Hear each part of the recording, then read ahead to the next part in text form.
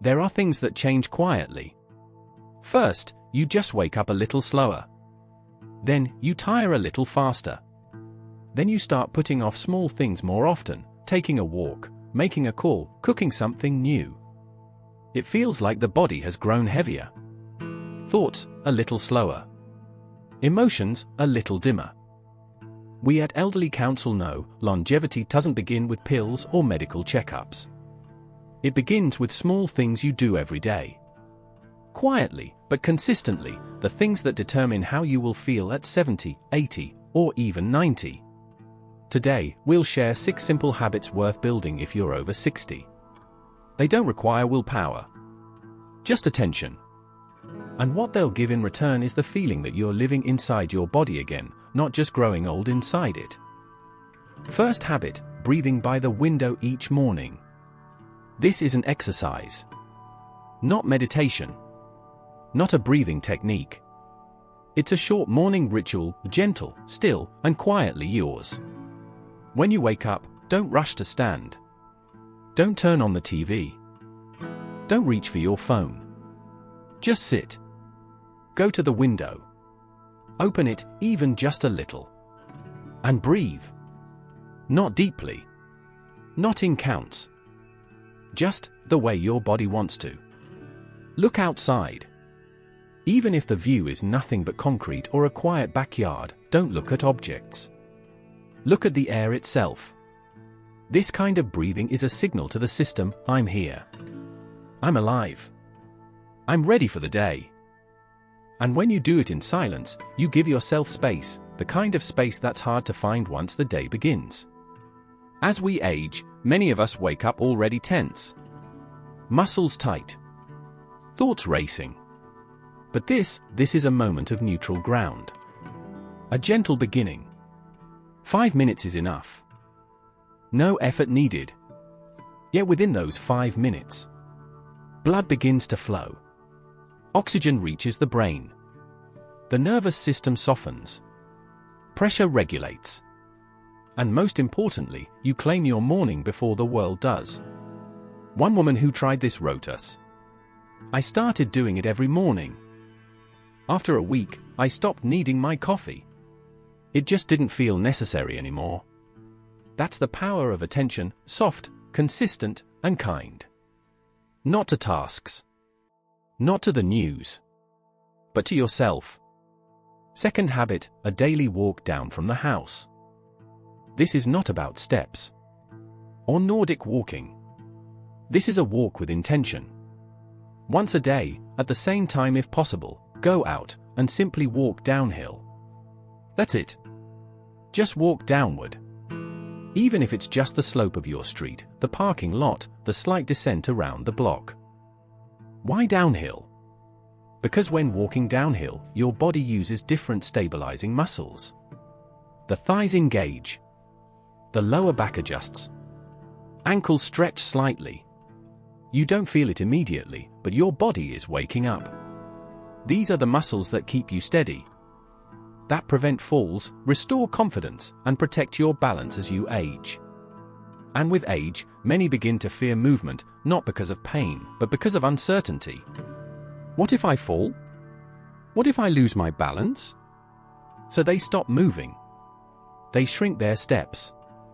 They cling to walls. And with time, all the body listens. It stops offering support. But this kind of walk, short, familiar, gently downhill, gives your body back its memory. It says, you still know how to move. You still belong on your feet. The walk shouldn't be distracted. Don't wear headphones. Don't take your phone. Let yourself hear the trees, the birds, the distant city. Let the world remind you that you're still in it. One man wrote us after a month of doing this. It's like prayer, but with my legs. I go out, and for 20 minutes, I remember that I'm still part of everything. That's how simple it can be. Do this walk every day. Just 20 minutes. After 2 weeks, your breathing evens out.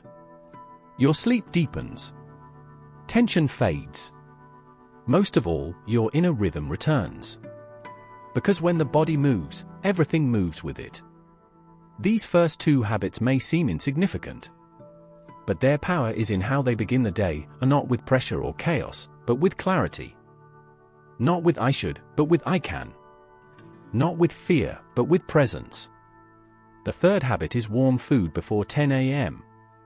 This is the time when the body is most sensitive to food intake, and a proper start to the day significantly impacts overall well-being. Later in the day, metabolic processes slow down, and the body begins to conserve energy, which can affect digestion and energy levels throughout the day.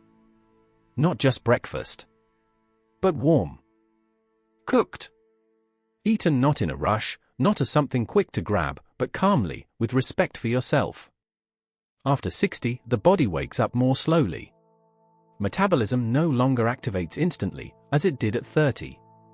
Internal organs, especially the stomach, liver, and pancreas, require not a sudden jolt, but a gentle awakening. If the first thing you eat in the morning is dry bread, yogurt straight from the fridge, or coffee, you haven't started digestion, you've shocked it. And your body switches not into living mode, but into surviving mode. But if you take just 15 minutes to prepare something warm, even the simplest oatmeal, even soup from last night, even a baked apple, the body receives a signal: today, I am safe. There is no need to rush. I can function at ease. Warm food provides the body with what it does not get at night: movement, heat, and comfort. This helps the body wake up gradually, kickstart metabolism, and prepare the digestive system for the day ahead without stress.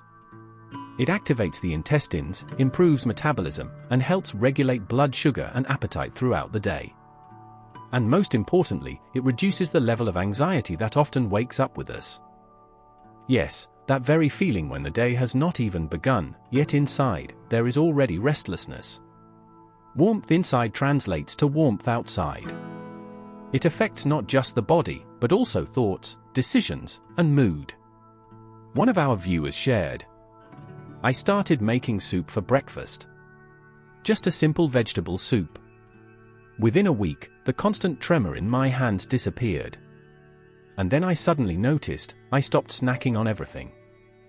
Simply because I was satisfied in the morning. Try this for at least a week. Eat something warm before 10 a.m. Not for the calories, but for yourself." The fourth habit, silence before sleep. It is directly connected to the previous habit, morning warmth. Just as the body needs a gentle awakening, it also needs a proper conclusion to the day. This is not just about the absence of noise, but an intentional process of preparing for sleep. Even if you live alone. Even if your day has been peaceful. Especially then. An elderly person often lives in silence, but that is not the kind of silence needed before sleep. During the day, silence is just background noise. It is easy to dissolve into, to forget, to detach. But before sleep, the body needs a different kind of silence, a conscious, living silence. What does this mean? Turn off the television at least 40 minutes before bed. Not just press the remote, but intentionally step away from the flow of noise. Put away your phone, stop checking the news, stop replying to messages. Close your eyes. Sit down. Be still. You can listen to your breathing. You can gently stroke your knee with your palm. You can make a cup of warm water, not tea, just water, and sip it slowly. This is not about sleep. This is about transitioning into the night. After 60, the body struggles more with switching between modes. The day does not automatically end. It continues inside, even if you are already in bed. But if you give your body the signal, that's it, now you can let go, the natural process of melatonin production begins. Cortisol levels drop. The heart rate slows. And sleep comes without a fight. We often tell ourselves, "I just can't fall asleep." But in reality, we simply haven't turned off the day. A woman from a small village shared her story. "I started just sitting in a chair at night with a cup of warm water. No thoughts. No tasks. My sleep became deep. I even forgot that I used to wake up 3 times a night." It is in this simple, pre-sleep silence that true strength is born. because it is not the body that gets exhausted, it is the nervous system. And only silence can calm it. These two habits form a foundation. Warm food in the morning. Silence in the evening. They are like doors, one that opens the day and one that closes it. If you open these doors correctly, everything in between becomes easier. Fifth habit, daily joint mobility exercises. If you want to reach 90 and feel good in your body, movement must become a part of your daily routine. Not heavy exercises, not exhausting workouts, but gentle, conscious mobility. As we age, our joints become less flexible, and stiffness settles in without us even noticing. Then one day, you wake up and realize that getting out of bed takes effort, that reaching for a cup in the top cabinet feels like a stretch, and that your knees protest after just a short walk. But the good news is, your body remembers movement. It just needs a little help. Start small. 5 minutes in the morning, 5 minutes in the evening. You don't need fancy equipment, you don't even need to change clothes. Just wake up, sit on the edge of the bed, and gently roll your shoulders. Stretch your arms overhead. Rotate your wrists and ankles. Move your neck from side to side. One woman from our community shared, "I started with just 10 minutes of joint exercises every morning. At first, I felt nothing. But after 2 weeks, I realized I was standing up from my chair without pushing off the armrests. And my lower back? It stopped aching." The secret is consistency. Your body doesn't need intensity, it needs continuity. The best way to preserve your mobility isn't by pushing yourself to exhaustion, but by moving gently every single day. Sixth habit, a daily moment of joy. Here's a truth few people talk about: aging isn't just about the body. It's about the mind. And the greatest danger of growing older isn't weakness or illness, it's apathy. We stop feeling excited. We stop looking forward to things. Days blend together, and suddenly, life becomes routine rather than experience. But here's the beautiful part: joy is a habit, too. Start with just one small thing every day. Something that makes you smile. Something that reminds you, yes, today is worth living fully. It could be music. It could be watering a plant. It could be writing a letter to an old friend. A man from our audience once wrote to us, "Every morning, I take 5 minutes to sit by the window with my cup of tea and watch the world wake up." It sounds small, but it changed everything. I no longer feel like life is passing me by, I feel like I'm a part of it. The more you train yourself to notice joy, the more it multiplies. The brain, just like the body, adapts to what you give it. If you feed it stress and worry, it learns to expect more of the same. But if you give it moments of happiness, even small ones, it starts looking for more. And when you wake up excited, when you have something to look forward to, everything else becomes easier. You move more, you eat better, you sleep deeper, because life feels worth taking care of. Final words from elderly counsel. And that's it. 6 habits. None of them complicated, none of them requiring superhuman effort. Just small, daily choices that, together, create the foundation for a strong, healthy, and fulfilling life.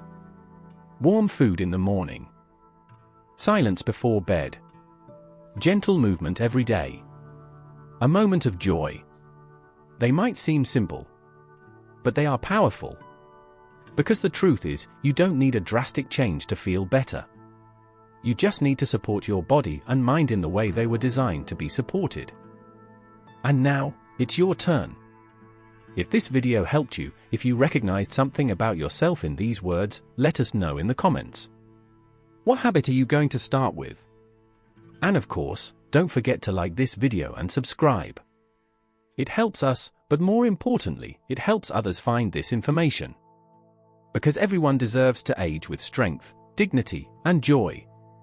Stay well, stay strong, and we'll see you in the next video.